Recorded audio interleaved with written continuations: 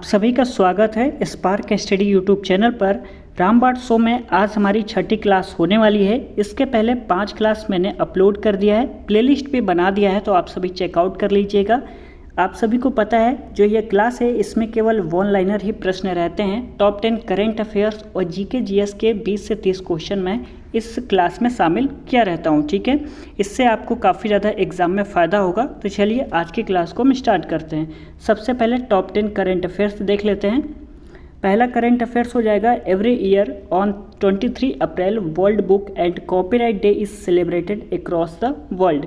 प्रत्येक वर्ष 23 अप्रैल को दुनिया भर में विश्व पुस्तक और कॉपीराइट दिवस मनाया जाता है। आप सभी ध्यान रखिएगा। यदि आप करंट अफेयर्स की क्लास, इसमें केवल टॉप 10 ही करंट अफेयर्स रहते हैं। यदि आप ज़्यादा पढ़ना चाहते हैं तो डेली 6 बजे क्लास अपलोड की जाती है करंट अफेयर्स का, तो वह क्लास आप सभी देख सकते हैं, ठीक है। उसमें जो करंट अफेयर्स है काफ़ी ज़्यादा रहता है, कम से कम 20 प्रश्न रहते हैं, तो आप सभी क्लास को देख सकते हैं। दूसरा प्रश्न है हमारा, संयुक्त राज्य अमेरिका वर्ष 2023 में सबसे अधिक सैन्य खर्च करने वाला देश बन गया है। और तीसरा करंट अफेयर्स है, केरल में सबसे बड़ा मंदिर महोत्सव त्रिशूर पूरम 2024 मनाया गया है। ध्यान रखिएगा आप सभी। चौथा प्रश्न है हमारा, फ्रेंच ऑटोमेकर कंपनी सिट्रोएन ने पूर्व भारतीय कप्तान महेंद्र सिंह धोनी को सिट्रोएन इंडिया का ब्रांड एम्बेसडर नियुक्त किया गया है। और पांचवा प्रश्न है हमारा, Indian origin professor Kaushik Rajshekhar has been awarded international fellowship by the engineering academy of Japan. भारतवंशी प्रोफेसर कौशिक राजशेखर को जापान के इंजीनियरिंग अकादमी द्वारा अंतर्राष्ट्रीय फेलोशिप से सम्मानित किया गया है। आगे बात करें, छठा प्रश्न, भारतीय मिल्क ब्रांड नंदिनी आगामी T20 विश्व कप में स्कॉटलैंड और आयरलैंड टीम का स्पॉन्सर बना है। अगला प्रश्न है हमारा, राइटर्स फोटोग्राफर मोहम्मद सलेम ने वर्ष 2024 का world press photo of the year पुरस्कार जीता है। इस पर मैंने एक अलग से वीडियो बना दिया है, तो आप सभी वीडियो के सेक्शन में जाएंगे तो वहाँ पे क्लास आपको देखने को मिल जाएगा, या तो प्लेलिस्ट चेक कर लीजिएगा करेंट अफेयर्स अपडेट, उसमें यह क्लास आपको देखने को मिल जाएगा। जो मोहम्मद सलेम हैं, इन्हें world press photo of the year का अवार्ड दिया गया है 2024 में। इस पर मैंने अलग से वीडियो बना दिया है। आठवां प्रश्न है, हाल ही में कुवैत में पहली बार हिंदी रेडियो का जो प्रसारण है वह शुरू हुआ है। अगला प्रश्न हमारा, ब्राज़ील के घने वर्षा घनों में बाघ क्लाउडेड टाइगर कैट की एक नई प्रजाति खोजी गई है। और ग्रेट निकोबार की सोम्पेन जनजाति ने पहली बार मतदान में भाग लिया है। अगला प्रश्न हमारा, AFMS एंड IIT दिल्ली ने सहयोगात्मक अनुसंधान और प्रशिक्षण के लिए समझौता ज्ञापन पर हस्ताक्षर किए हैं।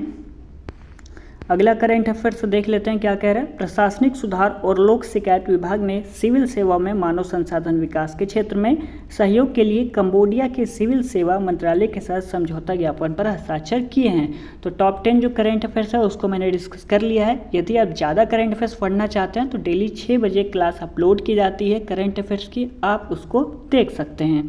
तो चलिए अब हम केवल जीके जीएस के क्वेश्चन को देख लेते हैं। सारे क्वेश्चन जो वन लाइनर ही फॉर्म में यहाँ पर रखे हुए हैं। प्रश्न कह रहा है, भारतीय संविधान पर संविधान सभा के सदस्यों द्वारा किस तिथि को हस्ताक्षर किया गया था। पिछली वीडियो में मैंने इसका आंसर आप सभी से पूछा था क्या होगा, किसी ने नहीं बताया था। तो चलिए यहाँ पे अब आपको दिख ही रहा है 24 जनवरी 1950, ठीक है। कलर चेंज कर लेते हैं फिर बताते हैं। भारतीय संविधान पर संविधान सभा के सदस्यों द्वारा किस तिथि को हस्ताक्षर किया गया था। तो 24 जनवरी 1950 को हस्ताक्षर किया गया था। अगला प्रश्न है, भारत में प्राइम ऑफ वेल्स संग्रहालय का नया नाम क्या है। तो छत्रपति शिवाजी संग्रहालय हो जाएगा। अगला प्रश्न हमारा, ऑनर्स योर ट्रस्ट निम्नलिखित में से किस बैंक की टैगलाइन है। तो ये हो जाएगी यूको जो बैंक है उसकी टैगलाइन हो जाएगी। और ग्रे रिवॉल्यूशन किसके लिए है। तो उर्वरक उत्पादन के लिए ये आपका हो जाएगा। अगला प्रश्न कह रहा है, मगध के उत्थान के लिए कौन सा प्रथम शासक उत्तरदायी था। तो बिंबिसार, यह आपका प्रथम शासक उत्तरदायी हो जाएगा मगध के उत्थान के लिए। और प्राचीन काल में स्रोत सामग्री लिखने के लिए प्रयुक्त भाषा क्या थी। तो वो आपकी हो जाएगी संस्कृत। अगला प्रश्न है, यहूदियों के धार्मिक पाठ का नाम क्या है। तो मूसा साहिब हो जाएगा। और महाभारत से किसने लिखा था। तो पतंजलि ने लिखा था। ध्यान रखिएगा, काफ़ी ज़्यादा इंपॉर्टेंट प्रश्न है। अगला प्रश्न है, यूनानियों को भारत से बाहर किसने निकाला था। तो चंद्रगुप्त मौर्य ने निकाला था। और चंद्रगुप्त मौर्य के जो पुत्र थे उनका नाम क्या था। तो उनका नाम हो जाएगा बिंदुसार। और बिंदुसार के समय में अशांति कहाँ थी, तो तक्षशिला में अशांति थी। ठीक है, फिर से देख लीजिए, बिंदुसार के समय में अशांति कहाँ थी, तो तक्षशिला में थी। अगला प्रश्न कह रहा है अशोक की प्रशासनिक नीति में भारी परिवर्तन किस घटना से आया था, तो कलिंग के युद्ध से भारी जो परिवर्तन है वह आया था। अगला प्रश्न है चंद्रगुप्त मौर्य के दरबार में भेजा गया यूनानी राजदूत था, कौन सा हो जाएगा, तो मेगस्थनीज यह राजदूत हो जाएगा। और इंडिका किसने लिखी थी, तो यह लिखी थी मेगस्थनीज ने। ठीक है, अगला प्रश्न हमारा चंद्रगुप्त मौर्य का प्रसिद्ध गुरु चाणक्य किस विद्या केंद्र से संबंधित था, तो वह तक्षशिला से संबंधित था। अर्थशास्त्र के लेखक किसके समकालीन थे, चंद्रगुप्त मौर्य के, ये समकालीन हो जाएंगे। अगला प्रश्न है अशोक के शिलालेख किस लिपि में खुदे हुए हैं, तो ब्राह्मी लिपि में खुदे हुए हैं। और किस प्रसिद्ध शासक को शिलालेखों का जनक कहा जाता है, तो अशोक को कहा जाता है। ध्यान रखिएगा, इंपॉर्टेंट है। मौर्य वंश के अंतिम शासक कौन थे, तो वो हो जाएंगे बृहद। और कुषाण वंश के प्रसिद्ध राजा का नाम बताइए, तो वो हो जाएंगे आपके कनिष्क। अगला प्रश्न हमारा कला की गांधार शैली किसके शासनकाल में पनपी थी, तो कनिष्क के शासनकाल में यह जो गांधार शैली है वह पनपी थी। और सातवाहन का सबसे बड़ा शासक कौन था, तो वो हो जाएगा गौतमी पुत्र सातकर्णी, यह आपका सातवाहन का सबसे बड़ा शासक हो जाएगा। महरौली में जंग रहित लौह स्तंभ किसने स्थापित किया था, तो गुप्त ने स्थापित किया था। ध्यान रखिएगा इसको। अगला प्रश्न हमारा चंद्रगुप्त द्वितीय को और किस नाम से जाना जाता था, तो विक्रमादित्य के नाम से जाना जाता था। हरिसेन किस राजा का राजकवि था, तो समुद्रगुप्त का हो जाएगा। अगला प्रश्न देख लेते हैं सेब में कौन सा अम्ल पाया जाता है, तो सेब में मैलिक अम्ल पाया जाता है। और इमली में कौन सा अम्ल पाया जाता है, तो इमली में पाया जाता है टार्टरिक अम्ल। ठीक है, दूध दही में कौन सा अम्ल पाया जाता है, तो लैक्टिक अम्ल पाया जाता है।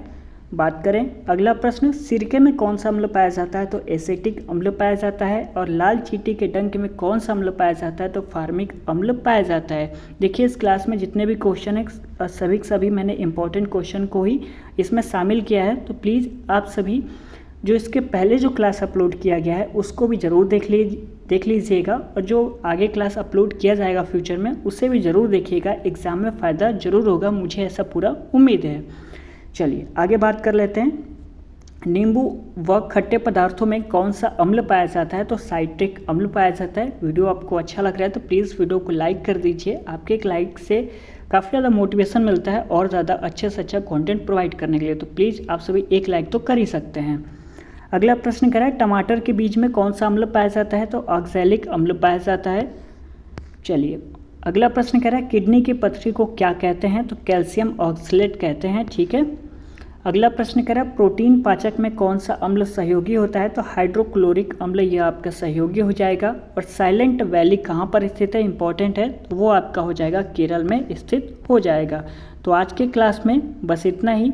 यदि वीडियो आपको पसंद आया होगा तो प्लीज़ वीडियो को लाइक करना बिल्कुल ना भूलें। आप सभी भूल जाते हैं तो ऐसा मत क्या करें, वीडियो को लाइक कर दिया करें।